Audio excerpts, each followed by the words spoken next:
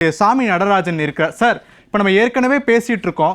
மற்றொரு பக்கம் மத்திய அரசினுடைய அனுமதி இப்போ வரைக்கும் கிடைக்கல. இந்த மேகதாது அணை கட்டக்கூடிய விவகாரத்தில் எப்படி இந்த அணுகுமுறை இருக்கும்னு நினைக்கிறீங்க? ஒரு பக்கம் மத்திய அரசினுடைய அனுமதி கிடைக்காத நிலையிலும் கூட கர்நாடக அரசு இந்த பணிகளை மேற்கொள்றாங்க. யாருக்கு சாதகம், யாருக்கு பாதகமாக முடியும் அப்படின்னு ஒரு விவசாய சங்கமா நீங்க பார்க்கறீங்க?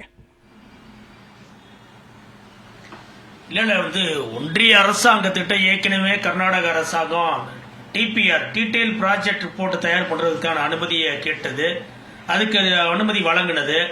அதை எதிர்த்து நம்ம உச்சநீதிமன்றத்துக்கு போகும்போது உச்சநீதிமன்றமும் ப்ராஜெக்ட் ரிப்போர்ட் தானே அறிக்கை தானே கேட்கிறோம், நாங்கள் வேற எந்த உத்தரவும் பிறப்பிக்க போறது இல்ல, அதையா நீங்க தடுக்கிறீங்கிற அடிப்படையில நம்ம வழக்குகளை தள்ளுபடி பண்ணதை பூரா கர்நாடகத்தில் இருக்கக்கூடிய அரசாங்கம் தங்களுக்கு சாதகமாக எடுத்துக்கொண்டு இந்த 2 கட்ட சர்வே என்பது பண்ணிருக்காங்க. நீங்க சொன்ன அடிப்படையில ஏற்கனவே அவங்க 9,000 கோடி ரூபாய் நிதி ஒதுக்கி 1000 கோடி ரூபாய் உடனடியாக விடுவிச்சிருக்காங்க. அந்த விடுவிக்கப்பட்ட 1000 கோடி ரூபாய் பணத்துல நிதியை வச்சுதான் இப்ப இந்த பூர்வாங்க பணிகளை புறா நீங்க சொன்னது புறா அங்க கர்நாடகத்தில் நடந்துகிட்டு இருக்கு. 2 முறை சர்வே பண்ணது உட்பட அதெல்லாம் நடந்துகிட்டு இருக்கு. அந்த மாநிலத்தில் இருக்கக்கூடிய முதலமைச்சரை பொறுத்த வரைக்கும் அடுத்து வரக்கூடிய சட்டமன்ற தேர்தலில் மீண்டும் காங்கிரஸ் கட்சி தொடர்ந்து ஆட்சி அதிகாரத்தில் தக்க வைத்துக் கொள்வதற்காக இந்த அணை கட்டக்கூடிய பிரச்சனையை ரொம்ப வேகமாக இன்னைக்கு முன்னெடுத்துக்கிட்டு இருக்கிறார் டி.கே. சிவகுமார். இதையெல்லாம் பார்க்கக்கூடிய ஒன்றிய அரசாங்க ஆட்சி பொறுப்பில் இருக்கக்கூடிய பிஜேபி அரசாங்கம் 2 மாநிலங்களுக்கு வரக்கூடிய நதிநீர் தாவா இல்ல, இது 4 மாநிலங்கள் உள்ளிட்ட நதிநீர் தாவா பிரச்சனை.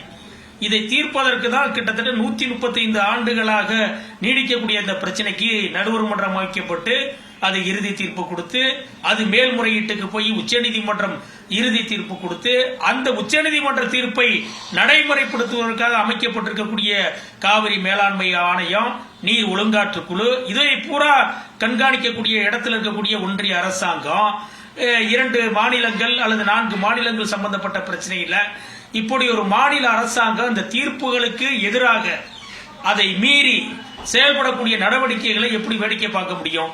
இந்திய ஒருமைப்பாட்டுக்கு ஊறு விளைவிக்கக்கூடிய ஒரு நடவடிக்கையை கர்நாடகத்தில் இருக்கக்கூடிய முதலமைச்சர் எடுத்துக்கிட்டு இருக்கிறார்.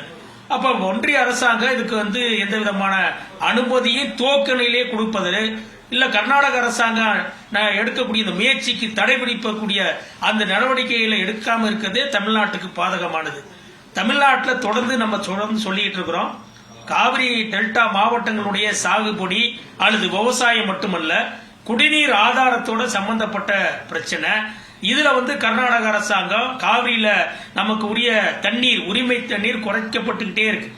205 டிஎம்சில துவங்கி இப்ப 177.25 டிஎம்சி. நீங்க காவிரி நதியை பொறுத்த வரைக்கும் ஒரு பற்றாக்குறை நதி.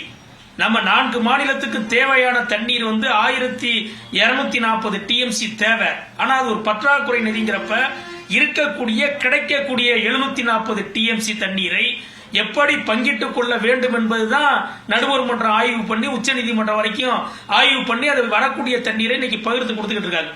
ஒரு பற்றாக்குறையான நதியா இருக்கக்கூடிய காவிரியில கர்நாடகம் ஏற்கனவே 4 அணைகளை கட்டியாச்சு.